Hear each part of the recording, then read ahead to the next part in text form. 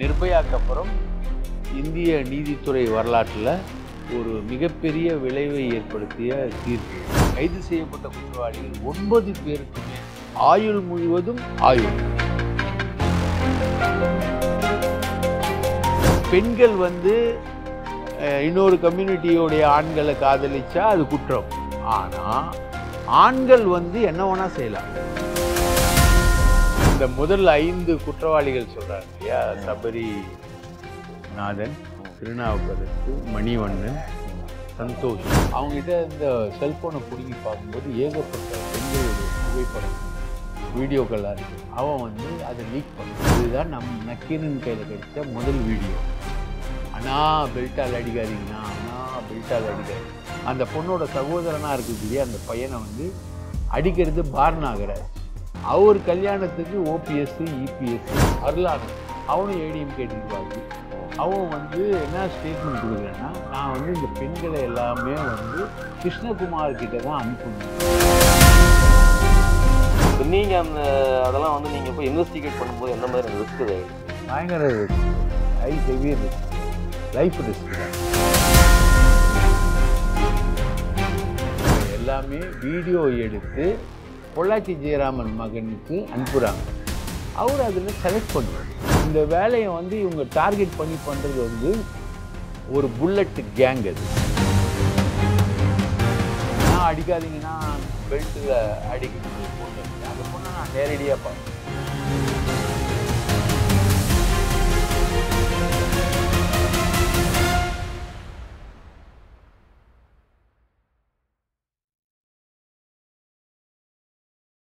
Spark media நேயர்களுக்கு வணக்கம். நாம் இன்று பொள்ளாச்சி தீர்ப்பு வந்த பரபரப்பான சூழ்நிலையில் இருக்கிறோம். அது குறித்து விவாதிப்பதற்கு, பேசுவதற்கு மூத்த பத்திரிகையாளர் திரு தாமோதரன் பிரகாஷ் அவர்களோடு இணைந்திருக்கிறோம். வணக்கம் தோழர். வணக்கம் தோழர் சுமன் கவி. வணக்கம். ஒரு பரபரப்பான சூழ்நிலை, நீண்ட நாட்களாக எதிர்பார்த்த ஒரு தீர்ப்பு. 2019 நாட்டையே உலுக்கிய ஒரு பாலியல் வன்முறை சம்பவம். அந்த குற்றவாளிகளுக்கு 9 பேருக்கு தீர்ப்பு கிடைத்திருக்கிறது, ஆயுள் தண்டனைன்னு சொல்லியிருக்காங்க.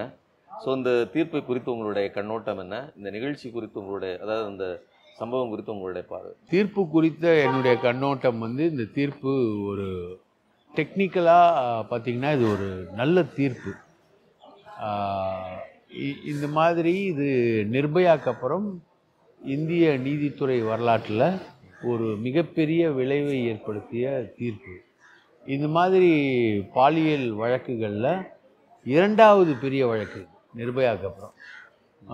அந்த வழக்கில் ஒரு 8 பெண்கள் ரகசியமாக அவங்களுக்கு நேர்ந்த கொடுமைகளை நீதிமன்றத்தில் சொல்லி அதை சாட்சியங்களோட அதை நிரூபித்து சம்பந்தப்பட்ட குற்றவாளிகள், அது கைது செய்யப்பட்ட குற்றவாளிகள் 9 பேருக்குமே ஆயுள் முழுவதும் ஆயுள், ஆயுள் முழுவதும் ஆயுள் அப்படின்ற மாதிரி தண்டனையை பெற்றுத்தந்தது இதுவரைக்கும் இந்திய வரலாற்றில் ஒரு 2வது முறை. இப்போ நிர்பயாவில் நிறைய பேர் இன்வால்வ்டு. அந்த கேஸு ஃபேமஸான கேஸு. அதில் தண்டனை வழங்கப்பட்டதுன்றது பல ஆண்டுகள் கழித்து வழங்கப்பட்டது. 9 வருடத்திற்கு மேலே அந்த ட்ரையல் நடந்தது. ஆனால் 6 வருடத்திற்குள்ள அதில் பாதிக்கப்பட்டது நிர்பயான ஒரே ஒரு பொண்ணு. அந்த பொண்ணு இறந்துருச்சு, சாட்சி சொல்ல போகிறதில்ல. ஆனால் இதில் 8 பெண்களும் உயிரோடு இருக்கிறாங்க, 8 பெண்களும் வாழ்கிறார்கள். அதில் ஒரு பொண்ணுக்கு கல்யாணமே ஆயிடுச்சு. ஒரு இஸ்லாமிய இளைஞன் அந்த பொண்ணை கல்யாணம் பண்ணிட்டான். கல்யாணமே ஆயிடுச்சு. இந்த சம்பவங்கள்லாம் தெரிஞ்சு அதை பற்றிலாம் கவலைப்படாமல் அந்த பொண்ணு சாட்சி சொன்னதும் அந்த சாட்சியங்களை மிக மிக ரகசியமாக பதிவு செய்து மீடியாக்கள் யாருக்குமே அதை லீக் பண்ணாமல் ஒரு இன்கேமரா ப்ரொசீடிங்ஸ் அவ்வளோ ரகசியமாக 1 நாள் 2 நாள் இல்லை, 6 வருடங்கள் அந்த வழக்கை மாவட்ட நீதிமன்றம் நடத்துது. இந்த 6 வருடங்களில் முக்கியமாக பார்த்தீங்கன்னா 6 வருடங்கள் இந்த வழக்கு நடந்தாலும் அது ரொம்ப ஸ்பீடாக நடைபெற்ற 4 வருடங்கள் திராவிட முன்னேற்ற கழகத்தோட ஆட்சி. அப்போது பொள்ளாச்சியில் நாங்கள் உண்மை குற்றவாளிகளை கண்டுபிடிப்போம், அவர்களுக்கான தண்டனையை பெற்றுத்தருவோம் அப்படின்ற திமுகவுடைய அந்த தேர்தல் பிரச்சாரம் வந்து பெரிய அளவுக்கு அது வந்து முழு அர்த்தம் உள்ளதா, சும்மா ஏதோ அப்படின்றதுனால முழு அர்த்தம் உள்ளதா அந்த தேர்தல் பிரச்சாரத்தில் சொல்லப்பட்ட விஷயங்கள் நடைபெற்றது. அது வந்து ஒரு பெரிய விஷயம். அது வந்து அந்த தீர்ப்பு என்பது வந்து டெக்னிக்கலாகவும் பார்த்தாலும் இப்போ இன்னும் தீர்ப்பு விவரங்கள் வெளியில் வரல. தீர்ப்பு விவரங்கள் இன்றைக்கி வெளியில் வரும்னு எதிர்பார்க்குறோம். டெக்னிக்கலாக பார்த்தா கூட அந்த தீர்ப்பு வந்து மிக நல்ல தீர்ப்பு, குன்ஹாவோட தீர்ப்பு மாதிரி ஒரு நல்ல தீர்ப்பு. ஒரு இதை வந்து ஒரு பொலிட்டிசைஸ், அதாவது நீங்களே கூட ஒரு பேட்டியில் சொல்லும்போது சொல்லியிருந்தீங்க, இது வெறுமனே ஒரு பாலியல் அத்துமீறல், பாலியல் பலாத்கார கேஸ் கிடையாது, இது வந்து ஒரு பொலிட்டிக்கல் பேக்ரவுண்ட் உள்ள ஒரு கேஸு அப்படின்னு சொல்லியிருந்தீங்க. அது என்ன பெரிய பொலிட்டிக்கல் பேக்ரவுண்டு? அந்த பொலிட்டிக்கல் பேக்ரவுண்டு வந்து இந்த கேஸுக்கு முக்கியமானதா? மிக மிக மிக மிக முக்கியமானது. அதாவது இந்த கேஸ் எப்படி வெளியில் வருதுன்னா, ஒரு ஆக்சிடென்டலாக வெளியில் வருது. இது வந்து ஒரு 2019 இது புகாராகுது. 2014 இந்த விஷயங்கள் நடக்குது. அந்த பகுதியில் விசாரிக்கும் போது இந்த ஒரு பர்டிகுலர் சமூகத்தை சார்ந்த பணக்கார விவசாயிகள், தென்னை மரங்கள் நிறைந்திருக்கக்கூடிய அந்த பொள்ளாச்சியில் எல்லாருமே ஏக்கர் கணக்கில் வச்சுருக்கக்கூடிய ஆட்கள், ஒரு குறிப்பிட்ட சமூகத்தை சார்ந்தவங்க. அவங்க வந்து யுவராஜ்னு ஒரு பையன் இப்போ தண்டனைக்குள்ளானாங்க இல்லையா, ஒரு கொலை கேஸில், கோகுல்ராஜ் கொலை. அந்த கம்யூனிட்டியை சேர்ந்தவங்க அவங்க. அங்கே வந்து பெண்கள் வந்து இன்னொரு கம்யூனிட்டியோடைய ஆண்களை காதலிச்சா அது குற்றம். ஆனால் ஆண்கள் வந்து என்ன வேணா செய்யலாம். ஆண்கள் வந்து குறிப்பாக ஒரு ஒரு பர்டிகுலர் கம்யூனிட்டி, அந்த கம்யூனிட்டி பெண்களை வந்து மிஸ்யூஸ் பண்ணுவாங்க. அவங்க வந்து அடிமை சமுதாயம் மாதிரி. இது வந்து தொன்று தொட்டு நடக்குது. இந்த பாலியல் வன்புணர்வுன்றது வந்து ஒரு பொழுதுபோக்கு, நிலக்கிழார்களின் பொழுதுபோக்கு. அப்படி வந்து அந்த சமூகம் வந்து அதை அங்கீகரிச்சது. இவங்க 2014 இந்த வேலையை செஞ்சுக்கிட்டு இருக்காங்க. இப்போ கடந்த காலத்தில் அப்படி ஒரு வரலாறு இருந்தாலும் கூட இன்னைக்கு அவங்களுக்கு வந்து அதில் ஒரு பொலிட்டிக்கல் பவர் இருக்குது அப்படிங்கிறத நீங்கள் 2014 செய்கிறாங்க. அப்போது 2019 ஒரு பொண்ணை கடத்தி எடுத்துகிட்டு போகிறாங்க. இவங்க இந்த டீம் யாராக இருந்தாலும் தூக்கிடுவாங்க. தூக்கி எடுத்துகிட்டு போகும்போது அந்த காருக்குள்ளேயே வச்சு அந்த பொண்ணை வந்து கெடுக்கிறாங்க, எல்லா வேலையும் பண்ணுறாங்க. இந்த க்ரைமோட பியூட்டிஃபுல்னஸ் என்னன்னா, செல்ஃபோன் வந்த காலகட்டம், அதில் கேமரா வந்த காலகட்டம். கேமரா வந்ததுனால அதெல்லாம் பதிவு பண்ணுற பழக்கத்துக்கு இவங்க வராங்க.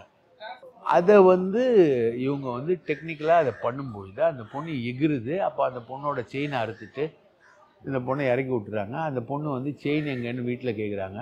அப்போது நடந்த சம்பவத்தை சொல்லுது. இந்த மாதிரி காரில் கூட்டிகிட்டு போயிட்டு என்னை மானபங்கப்படுத்திட்டு வீடியோவும் ரெக்கார்ட் பண்ணிட்டாங்க அப்படின்னு.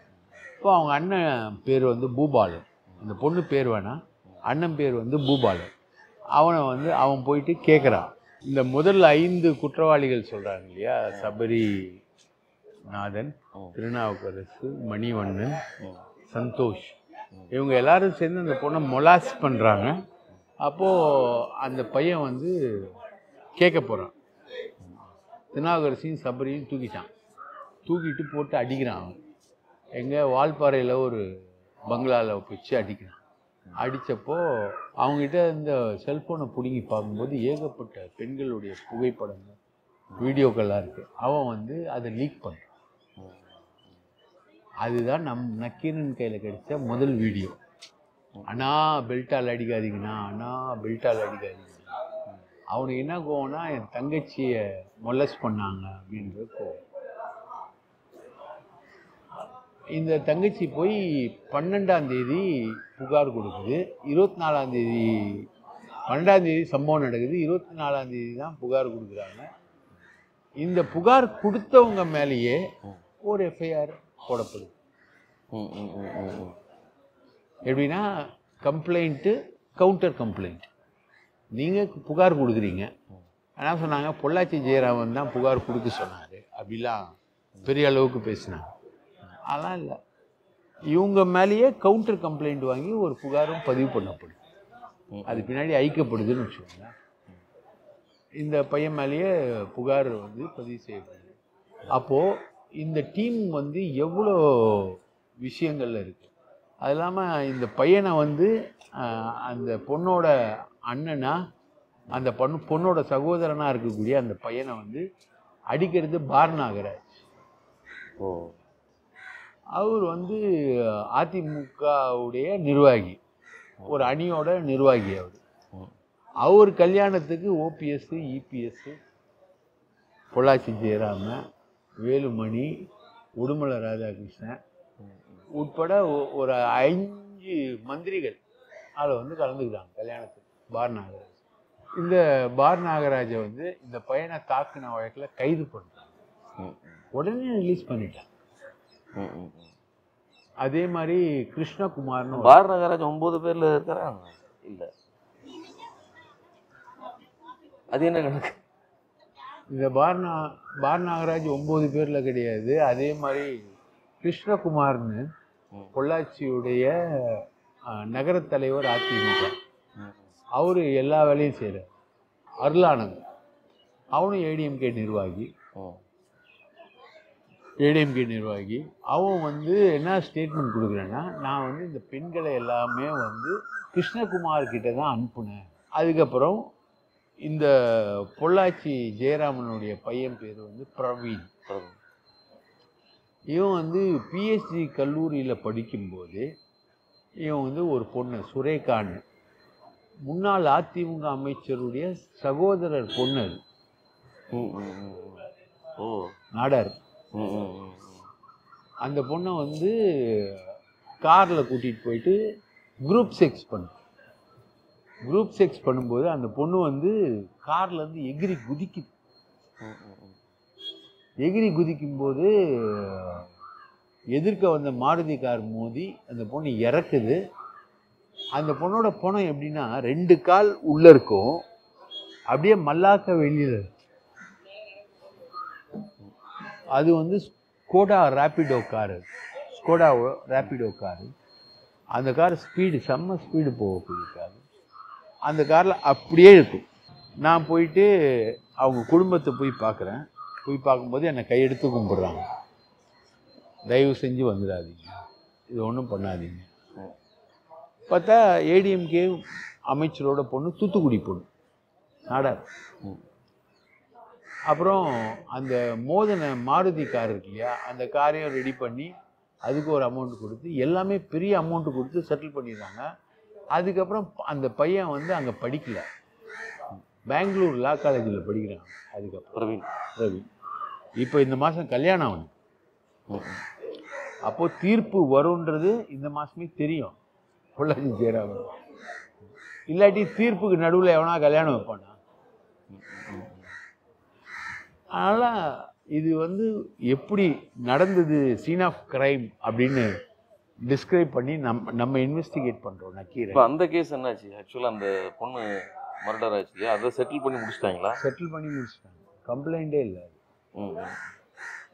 இப்போ பொள்ளாச்சி ஜெயராமன்ட்ட கேள்விகள் கேட்கும்போது அந்த நேரத்தில் வந்து பத்திரிகையாளர்கள்ட்ட வந்து ரொம்ப ஹார்ஷாக நடந்துக்கிட்டாரு, பேசினாரு. இப்போ நீங்கள் அதெல்லாம் வந்து நீங்கள் போய் இன்வெஸ்டிகேட் பண்ணும்போது எந்த மாதிரி ரிஸ்க் இதை எடுத்து? பயங்கர risk, heavy risk, life risk தான்.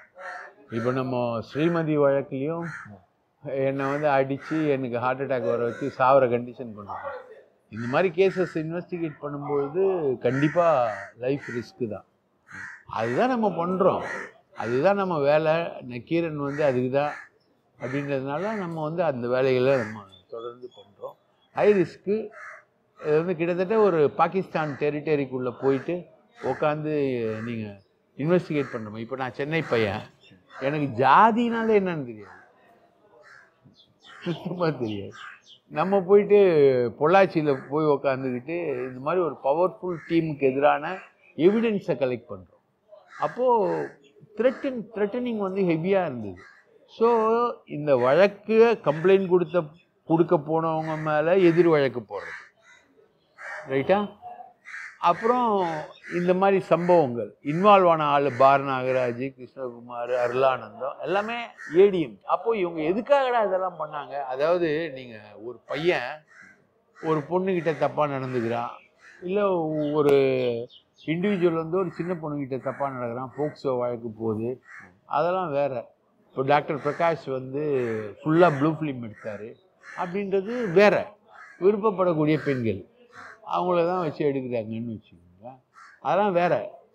அதுவே பெரிய ட்ரையலுக்கு போச்சு. ஆனால் இது வந்து கம்ப்ளீட்டாக 275 பெண்கள், 1100 வீடியோஸ், டெராபைட்ஸில் வீடியோஸ்.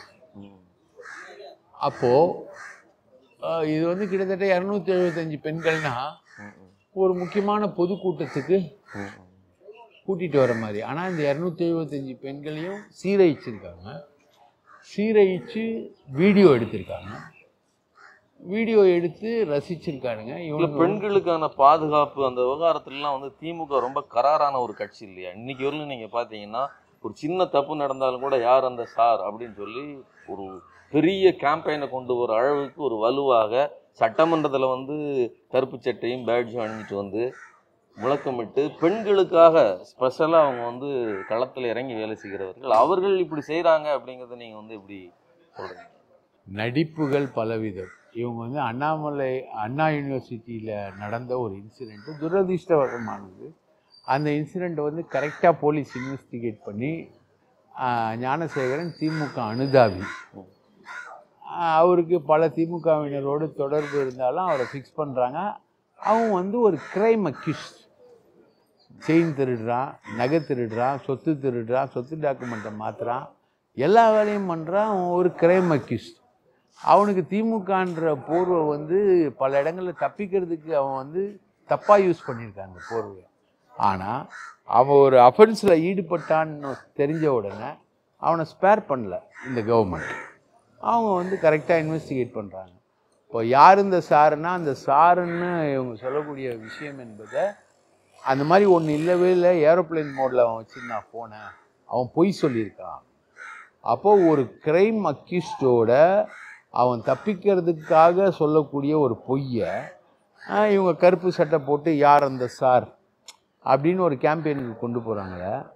பொள்ளாச்சியில் என்ன பண்ணாங்க, கம்ப்ளைண்ட் கொடுக்க வந்தவங்க மேலேயே கம்ப்ளைண்ட் கொடுத்தாங்க. இவங்க வந்து சிபிஐக்கு மாற்றுறாங்க, சிபிசிஐடிக்கு மாற்றுறாங்க, நாங்கள் வந்து சிபிஐக்கு இந்த வழக்கை மாற்றினோம் அப்படின்லாம் இவங்க கிளைம் பண்ணுறது.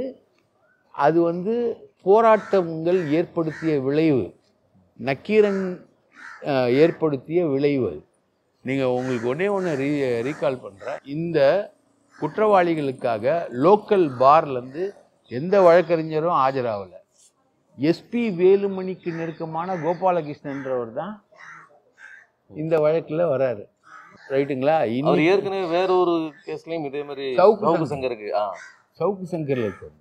சவுக்கு சங்கர் அவங்க ஆள்ல, அவர் சவுக்கு சங்கருக்கு வந்தார். இங்கே நம்ம அண்ணன் இருக்கார் இல்லையா,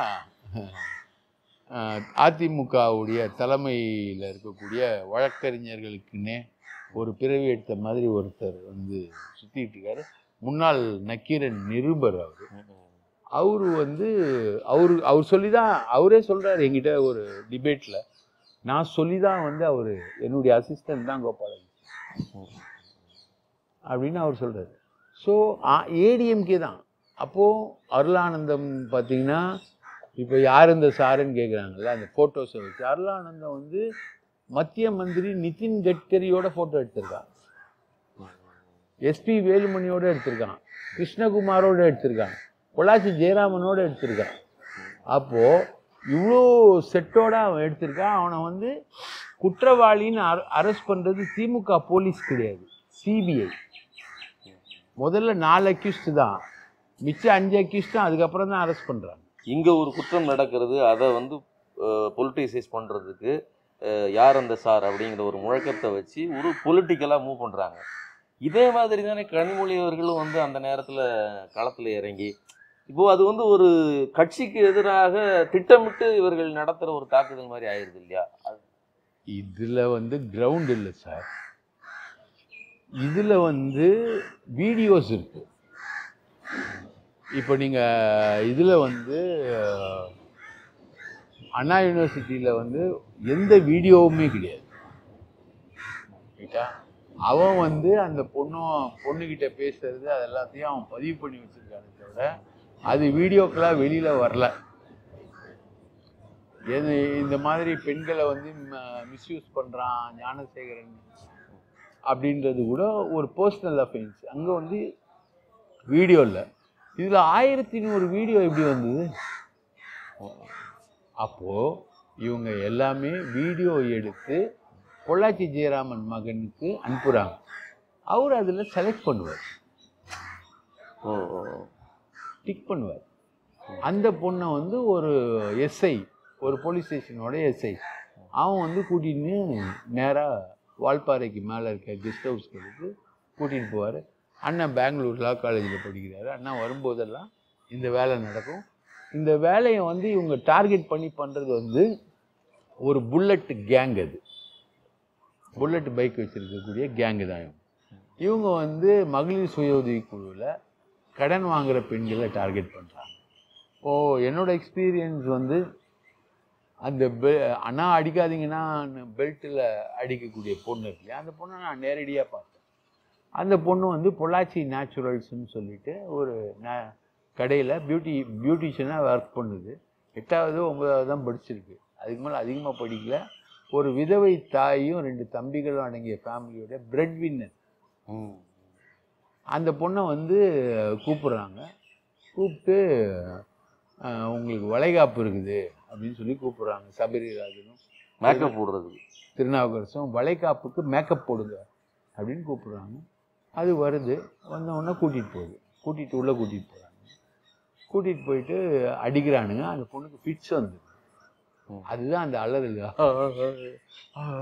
அந்த அலறல் வருது இல்லையா, அந்த அலறல்லாம் வந்து அந்த பொண்ணுக்கு ஃபிட்ஸ் வந்ததுனால வந்து அலறல்.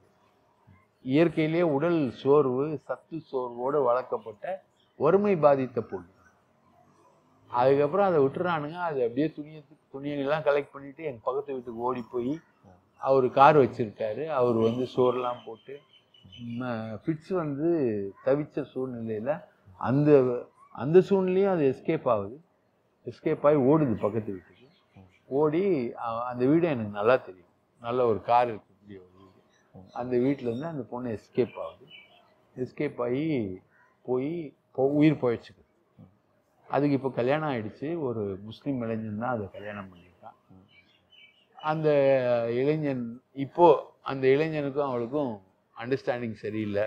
ஏன்னா இந்த சம்பவத்தை குத்தி காட்டுவான்ல எல்லாரும். அந்த பொண்ணை நான் பார்த்தேன். அந்த பொண்ணு தைரியமாக வந்து சாட்சி. 2014 நடந்த இந்த சம்பவம் 5 வருஷமாக தொடர்ந்து அந்த மாதிரியான வேட்டைகள் நடக்குது. ஏன் தைரியமாக யாரும் வந்து சொல்லலை அப்படிங்கிற ஒரு கேள்வி இருக்கு இல்லையா? ஜெயலலிதாவை ஹிட்லர்னு சொல்கிறோம் இல்லையா, எடப்பாடி தான் உண்மையான ஹிட்லர். ஆனால் அவர் என்ன சொல்கிறாரு, இந்த கேஸில் வந்து தீர்ப்பு இவ்வளோ சிறப்பாக வந்திருக்கு அப்படின்னா அது எங்களுடைய ஆட்சி காலத்தில் நாங்கள் வந்து சிபிஐக்கு மாற்றினோம், துணிந்த முடிவுகள் எடுத்தோம். சிபிஐக்கு மாற்றினது வந்து துணிந்த முடிவு இல்லை. சிபிஐக்கு மாற்றினது வந்து பொள்ளாச்சி ஜெயராமன் பையனை காப்பாற்றுறது. சரியாக கையாண்டிருந்தா ஏன் பார் நாகராஜ் வந்து கைது செய்யப்பட்டு ஜாமீனில் விடுவிக்கப்படுறார்? கேள்வி நம்பர் 1. பார் நாகராஜ் ஏன் குற்றவாளி ஆகும்? நம்பர் 2, கிருஷ்ணகுமார் ஏன் குற்றவாளி ஆகும்? பொள்ளாச்சி ஜெயராமனை ஏன் விசாரிக்கல? வீடியோஸை பார்க்கும்போது இவனுங்க கம்யூனிட்டி சொல்லியே திட்டுவான். பல டீட்டெயில்கள் அழிக்கப்படுது, ரெக்கவரி சாஃப்ட்வேர் போட்டு எடுக்கிறேன். இப்படிலாம் எடுத்தது எங்கே போச்சு? சிபிஐ வந்தப்புறம் எங்களால் உள்ள நுழைய முடியல, பெரிய அளவுக்கு தடுக்கப்பட்டோம். அது இல்லாமல் அண்ணனை கூப்பிட்டு உட்கார வச்சு மிரட்டினாங்க. இவ்வளோ பெண்கள், இவ்வளோ வீடியோஸு, இவ்வளோ நெட்வொர்க்கு ஒரு சாதாரண விஷயத்துக்காக நடக்குமா? இது வரைக்கும் அந்த மாதிரி எந்த கூட்டத்திலேயாவது நடந்திருக்கா? அப்போது இதுக்கு பின்னாடி இருக்கிறது யார்? திமிங்கலம் யார்? சொரா யார்? சின்ன சின்ன வண்டு, வாண்டு, பூச்சி எல்லாம் மாட்டிக்கிச்சு.